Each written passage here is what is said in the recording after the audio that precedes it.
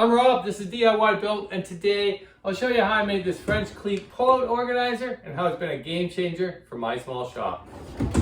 Most French Cleat systems are on large walls. I don't have any large walls in my small shop, so I figured this would be the next best thing. These are easily removable trays. I can take them over to the workbench. Everything's organized, everything's neat, clean, and exactly the way I want it. I know where everything is. It's a perfect solution for a small shop. I started by adding a 3/4 inch plywood back to the back wall and the base. I have a terrible habit of throwing all my screws and fasteners into this one cabinet, and honestly, I can't take it anymore. It's just shameful. Now we can go ahead and mount the glides to the sides. Each side's going to be a full panel, so for the location of the glides, it's best to evenly space them from top to bottom. For the side panels, I'm using a 3/4 inch piece of fir plywood. Here I'm cross-cutting it to my height, which is 73 inches, and then I'll run the remainder of the sheet through the table saw, ripping 2 pieces at 20 inches wide.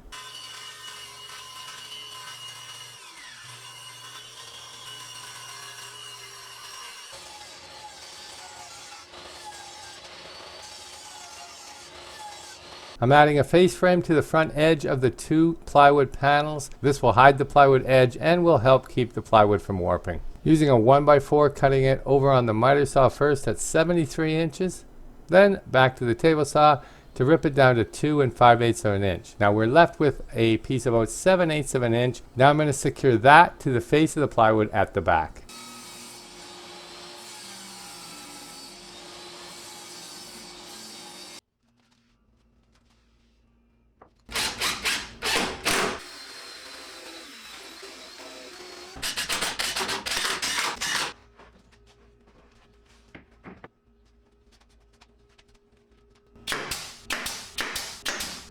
Now in order for these side panels to operate, I'm using some shims to create a 1/2 inch gap between the bottom of the cabinet and the panel. This can be a little tricky because you do have to slide the shims forward as you attach the screws on the glides, moving both the panel and the shims simultaneously as you install the glide screws.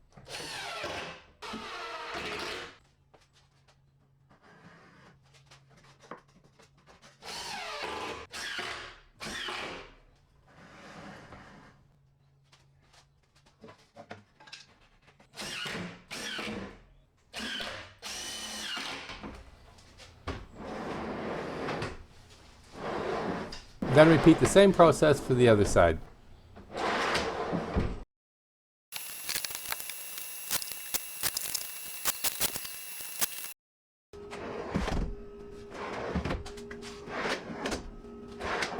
All my French Cleat hangers are trays, each divided into 4 sections. A front plate, bottom plate, back plate, 2 sides, 3 dividers. Fully assembled, each tray is 18 inches long, 7.5 inches wide, 5 inches high. With one 4x8 sheet of 3/4 inch plywood and one 4x4 sheet of 1/8 hardboard, I was able to make 14 of these divider trays. First we're going to cut our bottom plates 6 inches by 16.5.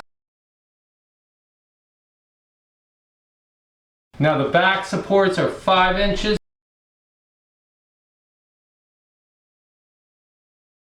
Let's do the front plate, 2 3/4 inches.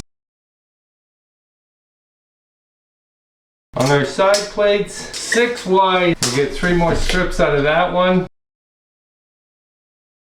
And finally, we'll rip our 1/8 inch hardboard for our dividers. Those are 6 3/4 by 4.5.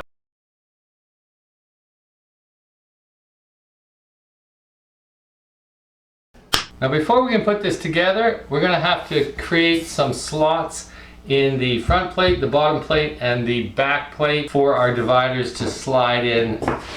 They're just oversized of the bottom plate. We need a saw cut in the bottom, saw cut on the back, saw cut on the front in 3 different locations. I've got one that I've already put the saw cuts into. When everything is together, our dividers can slide right in and just be free floating in there. But in order to get the saw cuts perfect on each of the 3 pieces, I can either do them individually or I can build a bit of a frame, a jig around this so that these 3 are together as I run it through the saw for each line.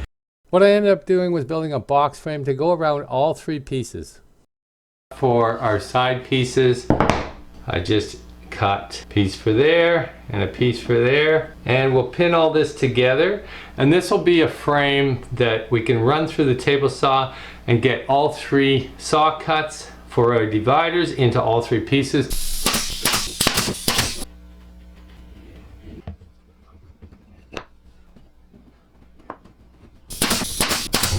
Alright, so now what we want to do is find center of the overall boxed frame. So we're at 19, so 9.5. And our next saw cuts 4 3/4. Alright, so we've got our jig set up now to cut all 3 pieces that we need. It's still a cross cut and still unsafe, even though we're only going halfway into the plywood. You could use your fence, lay your boards in here. I still think there's a chance of kickback. I don't have a splitter or a riving knife on this saw, so regardless, this is dangerous for me. A few weeks ago I did build a crosscut sled that I'm going to be using for this procedure. It is the safest way for me to go. This is G1S plywood, which means good one side. And then just to keep all the boards flat, because the saw blade is going to want to push the boards up as it comes through them, I'm going to add a piece on top and just hold down on it as I push the sled through the cut. I recently started building plans for some of the builds I do here on the channel, and I do happen to have plans available for this French cleat project that I will link in the description of the video for anybody that may be interested. And then we'll just repeat that same process for all 14 boxes. Alright, so now we're ready for assembly of our boxes. All I'm going to use is glue and 1 1/4" brad nails. And really the most important thing here is just to keep your orientation correct for each box.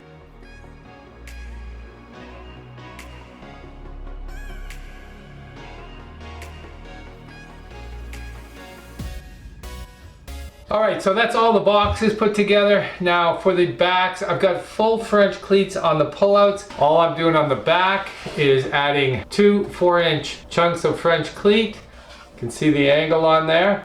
And then also adding 2 4-inch blocks so that it stays level on the French cleat. Those of you that don't know what a French cleat is, all it is 2 pieces of plywood in our case, 45-degree angle on one of each of the ends. One gets mounted to the wall, one gets mounted to whatever you're hanging on the wall, and they fall together like that, locking it into place. Great for the trays we're using, but also great for hanging tools, mantles, all kinds of things. Very strong connection, not going to come off. If you do want them off, you just lift them and pull them out.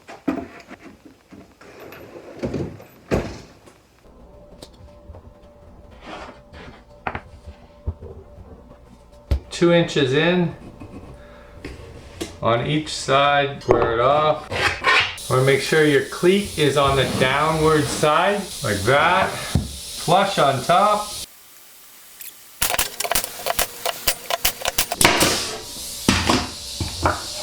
And voila!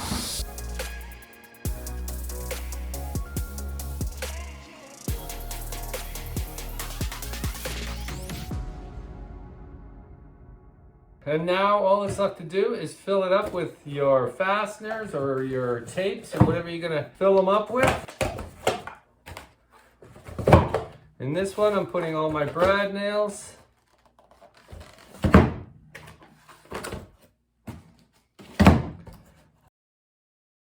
Got 1 1/4", 1 3/4", 2-inch staples, staples.